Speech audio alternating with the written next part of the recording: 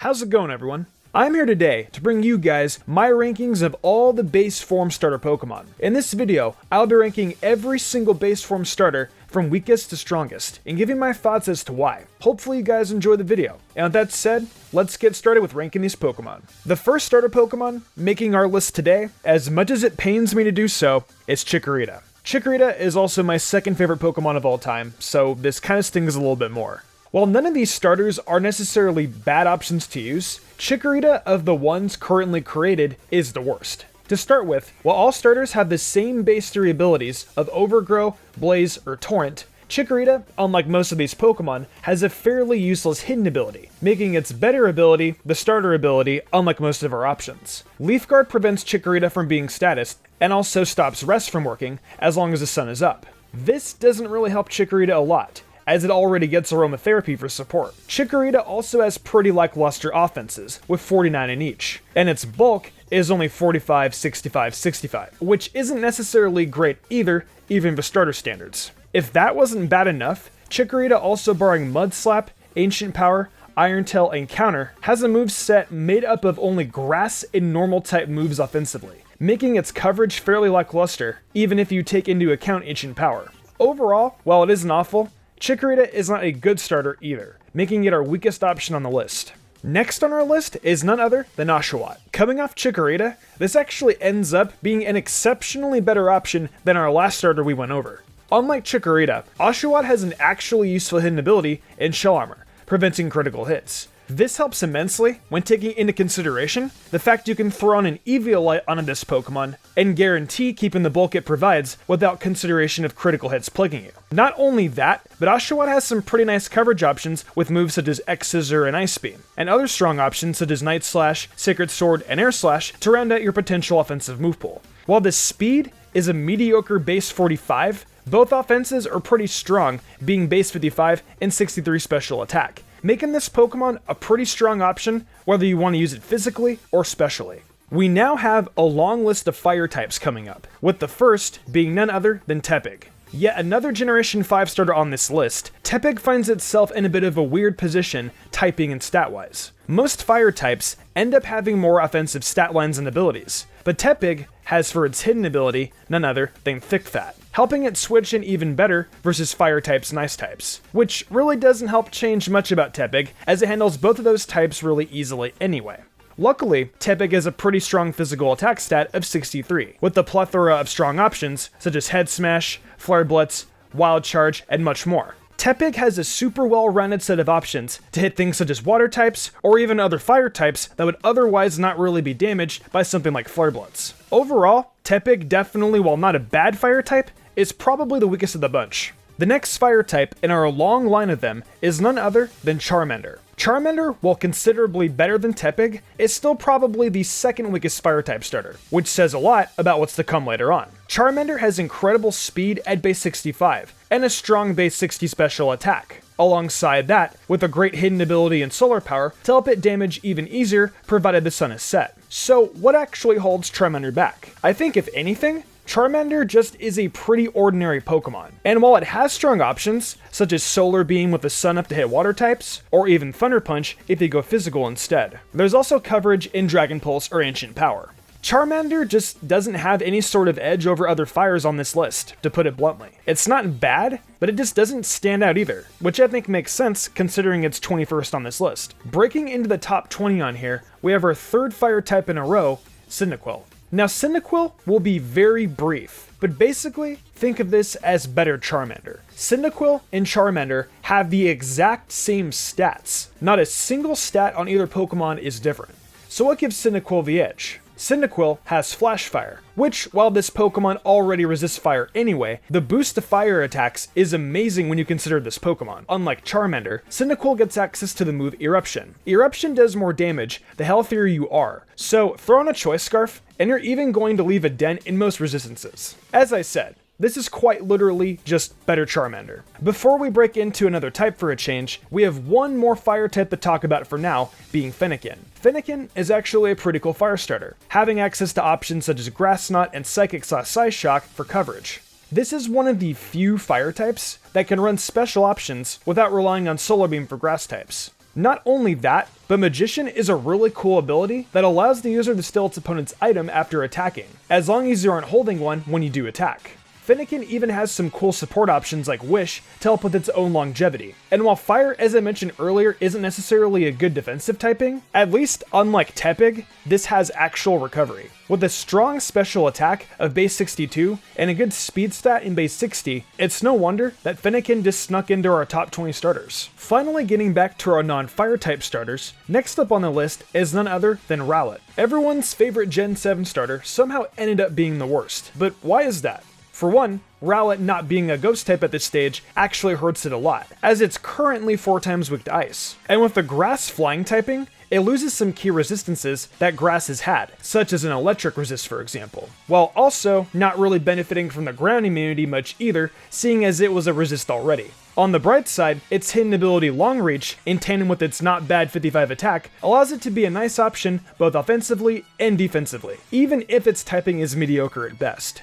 You also get a few priority options like Shadow Sneak and Sucker Punch, as well as multiple setup options and even recovery. So while Rowlet has a pretty bad typing holding it back, it has enough helping it get off the ground to at least make it on the number 18. Our next water type on this list comes in the form of Sobble, the first of our Generation 8 starters.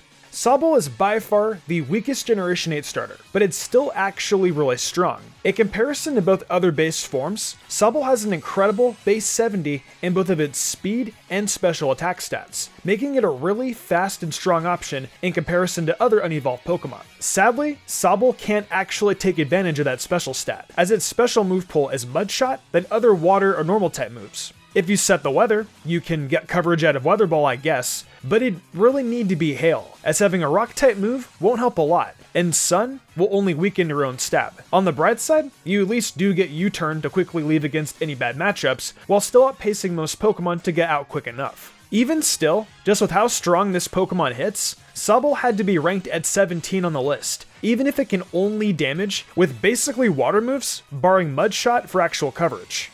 On to the second third of our list, we have yet another water-type Pokemon being Popplio. Popplio has a pretty good combination of bulk and offense, with a pretty strong coverage move pool as well, having options such as Ice Beam and Moonblast for coverage, with even the newly added Flip Turn to keep momentum going as well. It's no surprise Popplio proves to be such a strong, reliable water-type option. Having the hidden ability Liquid Voice as well is great, since while it doesn't give a boost to normal type moves, it still does enable you to gain access to a stab boosted Hyper Voice, which can be good in certain situations, such as against any sort of Pokemon that would run Substitute. Popplio definitely is a pretty scary option though, and this sort of has everything it needs to be a good enough starter option. From here, we actually see another jump in quality for starters, with our next starter Pokemon being Chimchar. Chimchar, while not exceptional at any one thing, has a lot going for it. Having mixed offenses at both 58, with a speed stat of 61, Chimchar can run whatever sort of offense set it wants. Chimchar also provides a fast hazard option with Stealth Rocks, and even has a good momentum and Fake Out support as well to get past other lead options. Chimchar has good coverage for its weaknesses as well, with Grass Knot and Thunder Punch for grounds and waters, while also having fighting options like Brick Break and Low Kick for rock types. Chimchar can also, similarly to Rowlet, set up in both offenses, so you can really make Chimchar work towards whatever variation you need it for. With Iron Fist as well, you can even boost the damage of its already strong punches, such as Thunder Punch, making Chimchar a really terrifying starter Pokemon. Our next starter from the Sinnoh region is none other than Piplup. Piplup, similarly to Chimchar, is really well-rounded, and also is a pretty exceptional hazard setter for teams. Piplup also has a really well-rounded stat line, making it viable offensively and defensively. While Piplup does not have a super wide coverage pool, it has enough options to cover weaknesses such as Ice Beam and Drill Peck for grass types. While Piplup doesn't have Swords Dance or Nasty Plot like Chimchar, it does have Workup, which truthfully is enough at least to help it damage a lot of mons that would try to threaten Piplup, and in tandem with agility, can actually pose a lot of issues. Overall, Piplup mostly overtakes Chimchar truthfully due to the fact that while it isn't as scary offensively, it can also at least pose an issue defensively unlike Chimchar. Another water type on this list, we go to Hoenn, and hit our last region for starter Pokemon by covering Mudkip.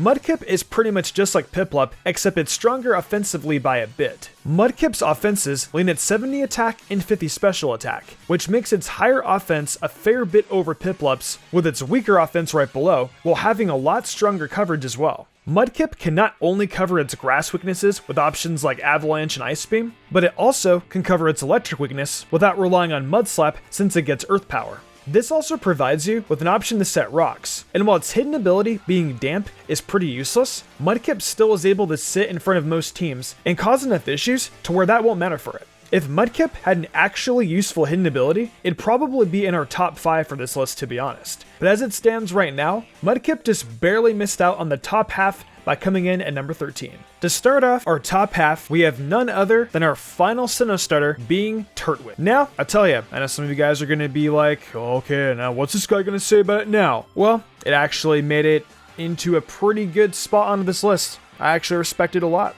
Not bad, Turtwig. Not bad. Turtwig is one of the only grass starters to actually set hazards, and also still has much else going for it, such as strong recovery and good coverage in its arsenal for fire types through Earth Power. Turtwig also has a great hidden ability in Shell Armor, which prevents it from being crit. On such a good defensive Pokemon, this is a huge blessing, since Turtwig can actually use Synthesis and keep itself up long enough to pose an actual threat in comparison to Oshawott, which we mentioned earlier having a similar ability to block critical hits. There isn't really a lot to say here. Turtwig is just a pretty hard to kill option for grass starters, and also is basically just an improvement upon other aspects of previously talked about starters, such as Chikorita in regards to defensive grass starters, Oshawott in regards to ability, and Piplup and Mudkip in regards to defensive rockers. Just edging out of our top 10 on this list, we have none other than Treecko. Treecko actually is a Pokemon that improved a lot since release, because its addition of Unburden in Generation 5, the addition of Seeds in Generation 7 to use of Terrain that came out in Generation 6, and also this generation adding in moves such as Grassy Glide, which it does in fact learn through the Isle of Armor. Treecko for a grass type is one of the frailest options you can get. However, with the addition of Terrains, you can make this thing a nightmare in grassy terrain due to the boost to its stabs, on top of being able to give this a Grassy Seed and doubling your speed when that pops in terrain. While on its own, Treecko isn't anything special, but it's not bad either. It just becomes exceptional when you give it that small bit of support, which is why it just misses out on the top 10 for this list. To start off the top 10 starters, we have none other than Chespin. Chespin is a pretty good option in the grand scheme of things, with one edge being it gets spikes, which sets it apart from other options on this list by being the first spiker of all the options we've mentioned thus far. Chespin also has nice physically leaning stats, both offensively and defensively, which for a grass type honestly is really good, since most of its resistances hit on the physical end of the spectrum. Chespin also has a really cool ability in Bulletproof, making it immune to moves like Focus Blast, Shadow Ball, and even Sludge Bomb. This helps it become completely immune to one of the most common special poison type moves, which helps Chespin's viability immensely when compared to other starters. On top of all of this, Chespin also has options to help it take hits even better by running Bulk Up, to help set up its offense and defense, making it a very strong Pokemon to start off our top 10. Coming in at number 9, we have our final Johto starter being none other than Totodile. Totodile is probably one of the best setup sweepers of all the starter Pokemon, only eclipsed by probably 2 other options we will get into later. With moves like Dragon Dance and Swords Dance at its disposal, and the very strong ability and sheer force, this Pokemon is an offensive menace. You're able to handle most enemy Pokemon with the combination of Waterfall and Ice Punch, so you can really tailor those last 2 moves to fit whatever you feel like in all honesty. Totodile is a Pokemon that when it comes in, it becomes really problematic really quickly, which puts it at the 9th best on our list. Number 8, we have our final starter from the Alola region being Litten. Litten is one of the best offensive starters off stats alone, with a 65 base attack, 60 base special attack, and 70 base speed. Litten, on top of all this, has a really strong ability in Intimidate, which allows it to take hits even better before firing off its own really strong attacks. If that wasn't enough, Litten also has access to Parting Shot to help other Pokemon take hits better as well, and can provide teams with a fair bit of other support like Fake Out and Taunt as well. Litten doesn't really have a lot of coverage options, but its fast speed allows it to get out of bad situations before it has to take any damage. And in tandem, with all its support and its abilities, Litten earns our number 8 spot on the list. Our number 7 spot ends up the Hoenn region with none other than Torchic. Now on paper, Torchic having a broken ability like Speed Boost sounds like it'd be destructive with a great offensive typing and offensive stats. But Torchic's move pool is actually quite lackluster. While it has options such as Rock Slide, Night Slash, and Low Kick, none of these, barring Rock Slide, provide anything useful for a fire type. With the removal of hidden powers, Torchic went from easily one of the best starters to one of the weaker ones, just due to missing out on that potential coverage specially for options like ground types and water types. Torchic still is one of the simplest Pokemon to set up with though, as you can just go for Protect, and it can become too problematic for opponents. However, spamming fire attacks can sadly only get you so far. Torchic still, however, for how quickly and easily it can manage to pull this off, rests at our 7th spot on this list. The number 6 spot ends up our Generation 6 starters, which is quite fitting, but that goes to Froakie. Froakie is a really demonic option due to the ability Protean, which, with the speed and offenses Froakie has, becomes terrifying. With 56 attack, 62 special attack, and 71 speed, Froakie is able to break teams rather quickly, with every attack hitting basically for stab, due to Protean. Froakie also gets Toxic Spikes, being the only starter to actually be able to set them. Finally, Froakie also gets other useful options such as Taunt and U-Turn, to really cause headaches for our opponents. With all these factors in mind, Froakie meets itself right here at the top 6. Starting off our top 5, we have quite literally the easiest Pokemon to set up with of all time, Snivy. Snivy rounds out the Unova games quite well, and, just like Froakie, also gets the same ranking as its generation. Very accidentally, but also very deserving. Snivy, sadly like Torchic, also hurts from the loss of hidden powers. However, Snivy doesn't really need to care, since it only really needs to use Leaf Storm. With Contrary, Snivy gets a +2 special attack boost just by firing off this 130 base power stab option, making it obnoxious to play around even if you're a resist to grass. On top of this, Snivy also gets recovery through Synthesis, and cool utility moves such as Leech Seed, Knockoff, Defog, and even Taunt. Snivy doesn't really have a lot, but what it has, it easily deserves the 5th spot on this list. Our 4th best starter is none other than Squirtle. Squirtle improved significantly this gen, due to a couple big buffs for it, by gaining both a buff to Rapid Spin, which now increases speed by +1 on use, while also now having access to Shell Smash. With these options, Squirtle both becomes a far more threatening defensive and offensive option, as Rapid Spin boosting speed helps it defensively since you can fire off any last second attacks against any enemies who weaken you enough after you take a lot of their attacks. And offensively, Shell Smash helps Squirtle shatter teams with a +2 in both offenses along with +2 speed as well. Squirtle went from a fairly mediocre starter option to one of the best of all, just because of its buffs in Generation 8, which is why it rests here at number 4. Our 3rd best starter option is none other than Bulbasaur, our final Generation 1 starter. Bulbasaur, like Squirtle, has improved a lot over the generations, between having gained Chlorophyll in Gen 5, which is monstrous under the sun, and this generation, Bulbasaur gained Weather Ball, which in the sun functions as a base 100 fire attack, plus getting a 1.5 times boost due to being a fire attack in the sun. This gives Bulbasaur a way to finally touch Steel-type Pokemon. Not only that, but its dual typing in grass Pokemon helps not only against other grass types, but it also helps against the new fairy typing that was added in Generation 6. While unlike other grass starters previously mentioned, this isn't a ground resist, but it doesn't need to be. Bulbasaur offensively and defensively is so threatening that it is one of the most deserving options on the list. However, there are 2 other options that are truly OP that deserve to be higher. Our runner-up on this list, surprisingly, will be going to none other than Scorbunny. While it shouldn't be a surprise Scorbunny is ranked high, I more so say in comparison to it not being ranked 1st overall. Scorbunny is basically a better Froakie, being able to hit a lot harder, having base 71 attack, while also only sacrificing 2 base speed to get that huge offensive edge. And also having a better utility in moves like Super Fang for types you can't break with Libero, while still getting access to options such as Taunt.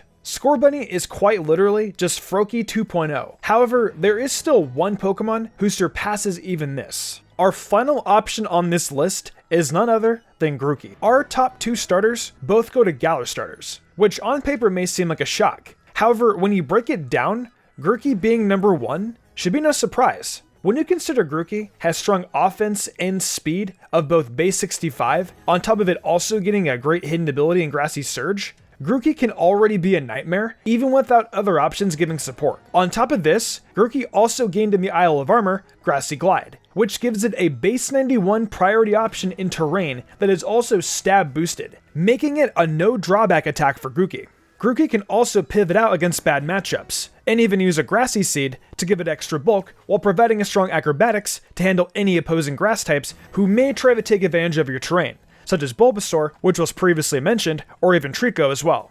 Overall, Grookey being as strong as most of these options, while not needing support unlike Pokemon like Bulbasaur, leaves it as our #1 ranked starter. So, that's my rankings for all these base starter Pokemon. What'd you guys think of my list? Let me know your guys' rankings in the comments below, as I'd love to discuss with you guys your thoughts with it all. So with that said, thank you to everyone for watching the video. Huge thanks to my phenomenal team and the amazing art done each week by Danny the Demon. I couldn't do all this without them. If you all enjoyed the video and want to see more content like this, be sure to leave a like, subscribe, and hit that notification bell. Be sure to leave a comment too, as it really helps us out. I also do other content on my Twitch, where I stream Genshin Impact, Mystic Zora, where I do Pokemon Let's Plays and other gaming content, and of course MysticSage, where I do all anime content. Right now, I'm focusing on Inuyasha and Yashahime, so if you're interested in that, be sure to check it out. If you'd like to support me even further than that, check out my Patreon. Whether it's a $1 tip to get early thumbnail access, or the $10 tier to get cool perler bead charms and a shoutout. There's tons of reasons to join today. These lovely people did, and I thank them all so much for their support. It really means the world to me. I think I'm gonna wrap this up though. I'm Mr. Umbreon, and I will see you all next time with some more amazing Pokemon content.